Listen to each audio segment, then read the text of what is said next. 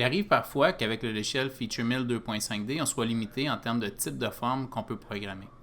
Ce qui est d'ailleurs normal parce qu'on parle de module 2.5D et non pas du module 3D.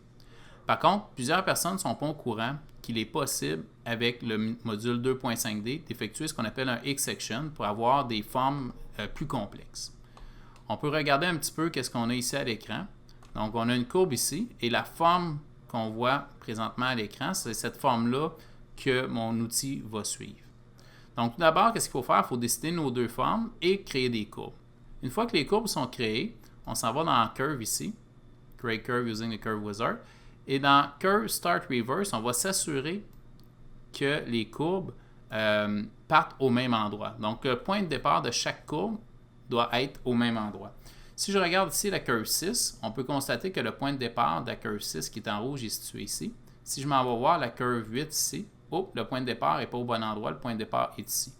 Donc, ça nous donnerait une alarme. Si j'essaie de faire mon usinage avec ça, on va aller voir ce que ça donne. Si je m'en viens dans le feature ici. Donc, je lui dis que je veux faire un side avec, non pas la courbe 8, mais la courbe sur le dessus ici, qui est la courbe 7. Je clique sur Finish. Je vais aller dans X-Section maintenant. Donc, le X-Section me permet d'aller sélectionner une courbe, qui serait cette courbe-là ici. Je clique sur OK, OK and Apply, et il me donne un alarme. Comme quoi que les deux courbes ne sont pas connectées et c'est tout à fait normal. Donc, je vais canceller tout ça. Je vais même effacer mon usinage pour mon feature pour recommencer. Je vais retourner dans ma curve, Create Curve using Curve Wizard, Curve Start Reverse ici, et je vais sélectionner ma curve 8 et je m'assure que mon petit crochet ici soit à Reverse et je clique sur Terminer.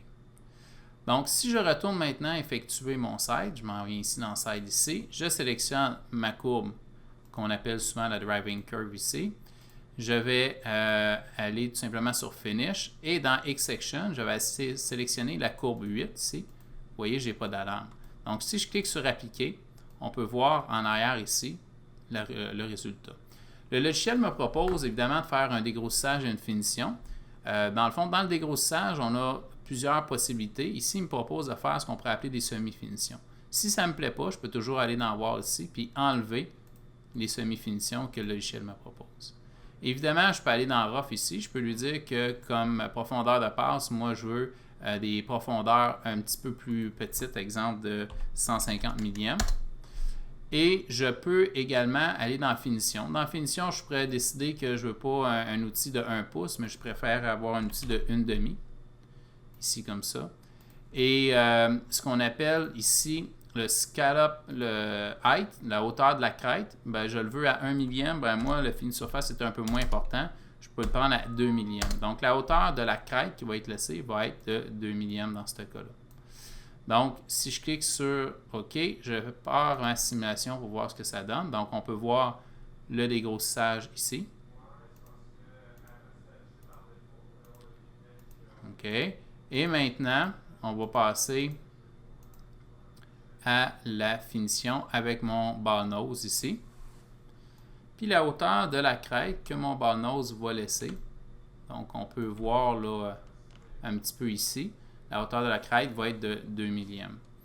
Donc, on est capable de faire toutes ces formes-là de façon assez simple avec le X-Section de FeatureCam.